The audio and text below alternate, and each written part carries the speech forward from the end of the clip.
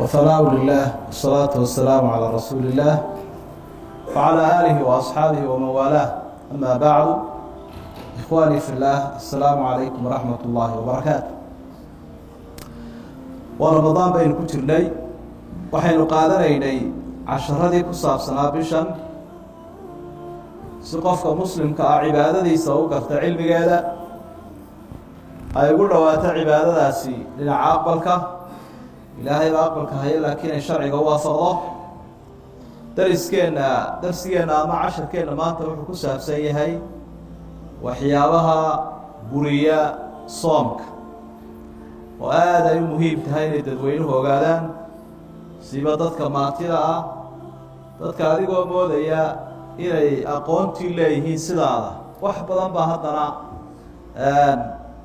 dadku ama ay iska mashquulsayin ama goobaha cilmiga ka fog yihiin. nin su-aalii soo diro aan eegaya xalayto ismaa lahayn dadku halkaasay gaadhsiisan yihiin xagga aqoon yaraanta. wuxuu yihi sheekho markaan xaaskayga habeenkii u tago ma intoon anigoo jinaabaysan salaada soo tukadaan kadib maydhanayaa mise salaada ka hor baan maydhanayaa? dee jinaabada inuu ka maydha ay waajib taho salaadu had iyo jeer aanay ansaxaynin isagoo dee qofku jinaabo leeyahay ama masaajidkaba aanu jinaabo la tegaynin. intaa inaynu casharkaa iska wada qaybsannahay baan moodaya, laakiin dee dadku halkaasay taagayin hala yaabin. markaa waxay u baahan tahay in far waaweyn loogu qoro. adugu haddaad tahay qof wax garanaya, dad halkaa taagan inay jiraan ogow. dadka qaarkood baa waxay dhahaan su-aalo bilaa macnaa bay sheekh ku weydiinayaan oy waktigii naga qaadeen. yaa akhi, aday bilaa macno kuu tahaye daday halkan u taagan tahay baa jiro oo jinaabada salaada ma lala tegaya maraya ma lagu tukanaya. markaa haddii adugu intan garanaysa dadka aan garanayn baa muhiima in loo sheego. cilmigana waxa aada ugu sii baahan qofka jaahilka ah. haddaynu ku soo dhowaano waxyaabaha lagama maarmaanka waxaa ka mid a tabiitu niya min alleyl. habeenkii qofku inuu soo niyoodo, haddaanu niyoodo soomkiisii waxbuu ka noqonayaa. xadiid saxiixo nasaa-i warinayo, nebigu wuxuu ku yihi calayhi salaatu wasalaam, man lam yubayit siyaama min alleyl falaa siyaama lah. qofku haddii aanu habeenkii soo niyoonin soom uma jiro maalintii. waa soomka faralka ah. gelinka horaa la niyoon karaa ka sunnaha ah. waxaynu sixi lahay niyaduna hadallo la yidhaahdo ma aha ee waa qalbiga. anniyatu maxaluha alqalbu. oo waa inuu qofkii go-aamiyo un aroorta inuu soomi doono markuu cashaynayo, suxuuranayo, afurayo. intaasaa ku filan. salaadda markaad halkan imikaysa soo taagtay dee laguma soo riixin oo turan kumaad imanine qasad baad ku timi iyo inaad salaad tukata. niyaduna waaba intaaba. marka halkaa waxaan xusaynaa daliil ma laha nawaytu sooma qadin can adaain fardi fiiladan dheer ee dad badan ay uga qabaanba haddaanu intaa odhanin inaanu soomkiisii ansaxayn. arrinta labaad waxaa shardiya inuu qofku iska daayo wixii soomka ka jebinayo. kuwa soo socdaynu sheegi doonaa laga bilaabo waagu markuu dilaaco ilaa intay qoraxdu deb odhanayso, habeenkii ilaa uu imanayo. arrintaasina waa waajib weeye, sidaa aayadda aynu marar badan akhriyayna ay sheegayso.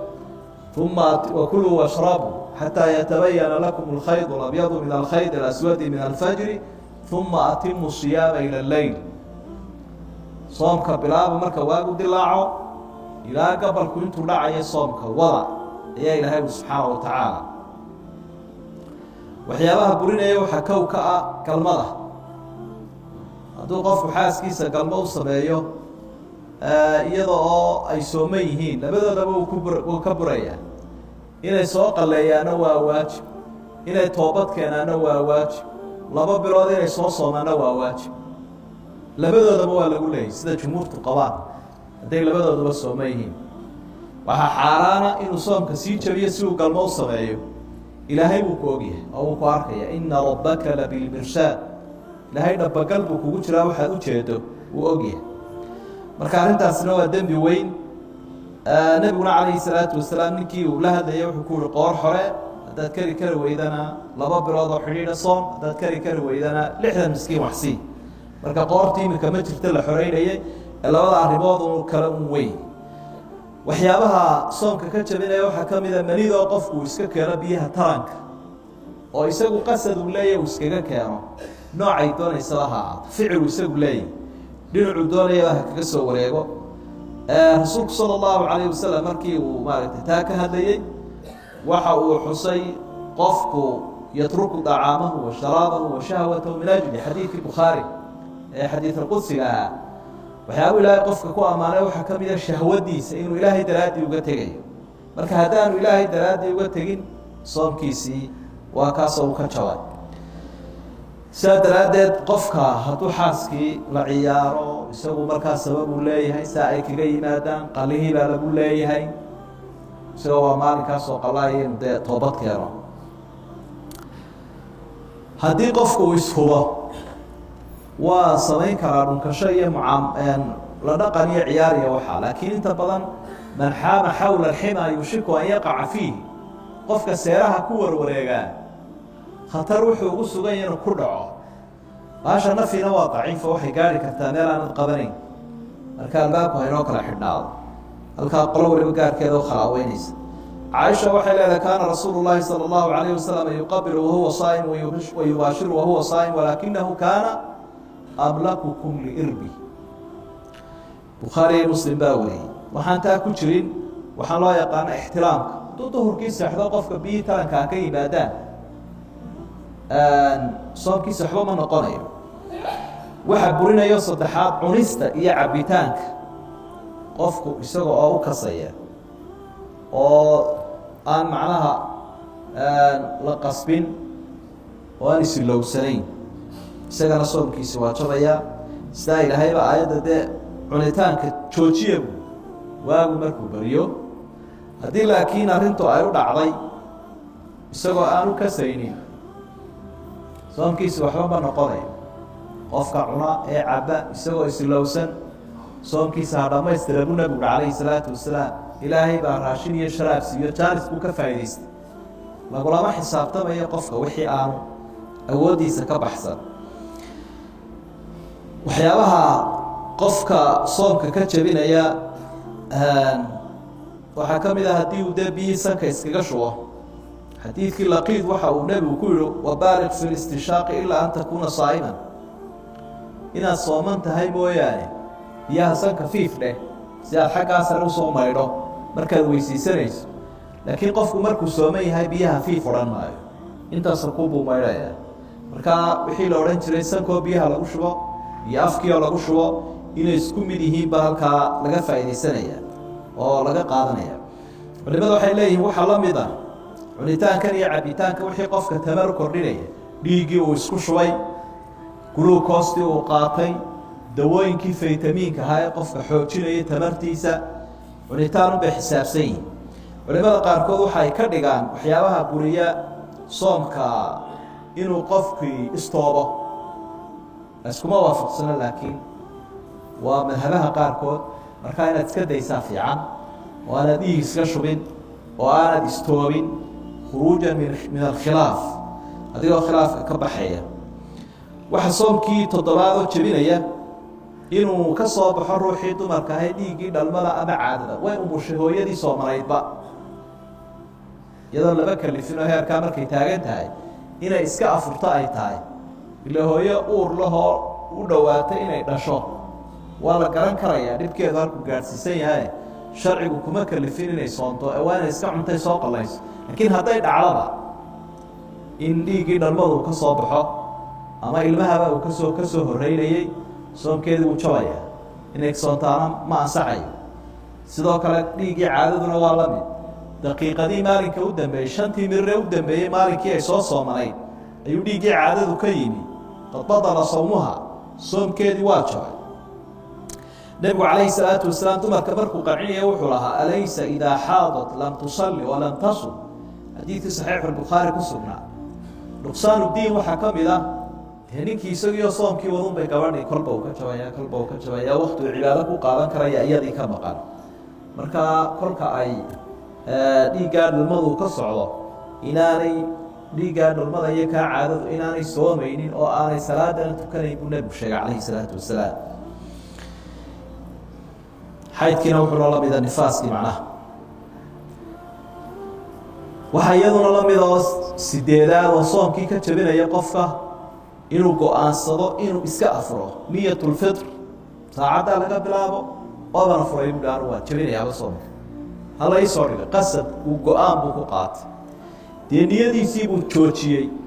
niyadiisii hore soomka uu soo socotay wuu buriyey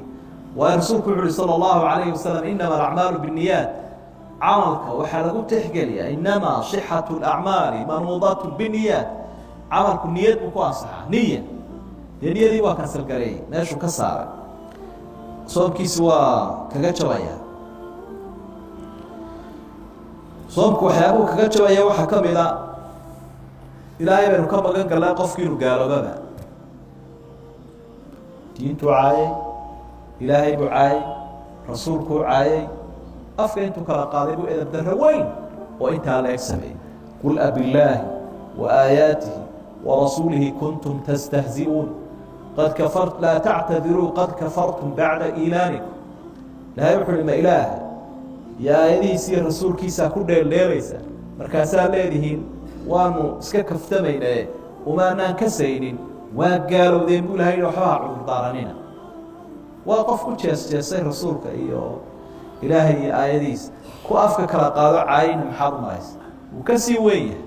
idan waxa riddada la yidhaahdo ama islaamkaoo laga noqdo oo laga baxo qowl iyo ficil iyo qalbi mid kastaba ha ahaatee camalka uu qofku ku dhex jiro way kala goysaa ilaahay baa ilaa in ashragta la yaxbadanna camalu haddaad gaalnimo ku dhacdo ciddaa doonaysaba hawo camalkaagii soo socday wuu burayaa wuu jabayaa waxyaabahaasoo dhan waxay ka mid yihiin waxyaabaha mubdilaadka loo yaqaano ee soomka jabiya marka qofku waa inuu kala garto wixii soomka jabinaya iyo wixii aan jabinaynin iyo wixii sunnaah iyo wixii falala waxaynu arki doonaa waxyaabo dadka qaarkood ay dareemaan ama ay u maleeyaan inuu soomka ka jabinayo laakiin aanan waxba yeelaynin cashar iyo cadba waa la yaryaraystaa si aan loogu merganine maanta 8 qodob oo cagafta burisa ama cagafta dumisa soomka 8daasaad liqaysaa insha allahu tacaala waanaad ka ilaalinaysaa soomka wixii kale aan waxba yeelaynin iyo sunnayaashiisana duruusta dambe aynu ku qaadan doonaa insha allahu wahada ma aquluhu waastaqfiru llah aynu isula soo ducayn oo dadka walaalihiina meel walba jooga marka u ducaysaan idinkaa ducaysan qofka walaalkii oo maqan u duceeyay buu nebigu yidhi ila qofka soomane duca la aqbalaa buu leeyahy markuu soomaya markuu afurayaba malag ba agtaagana wuxuu leeyahay ilaahay ducada ha ka aqbala adiguna intaad walaalkaa u ducaysay in la eg baad leedahay marka taasina waa fursad iyo jaanis hadday tahay qoladan iclaamka wax naga baahinaysa iyo innaga dhammaanteen iyo dadkeena maqan iyo ummadda islaamka ee dhibku haysta iyo macnaa hankeenu yuu yaraanin keligii haanlaha noqonin adiguna haantaada qura ha ku shubanin ducade dadkoo dhan wada gaadhsiin la wax lacagoo kaaga baxaysaa ma jirtee waa erayo kooban oo ikhlaas wato ilaahay aynu la hor fadhiisano marka aynu isu soo burburna ducada jazaakum allahu khayran والسلام عليكم ورحمة الله وبركاته وتقبل الله منا ومنكم صالح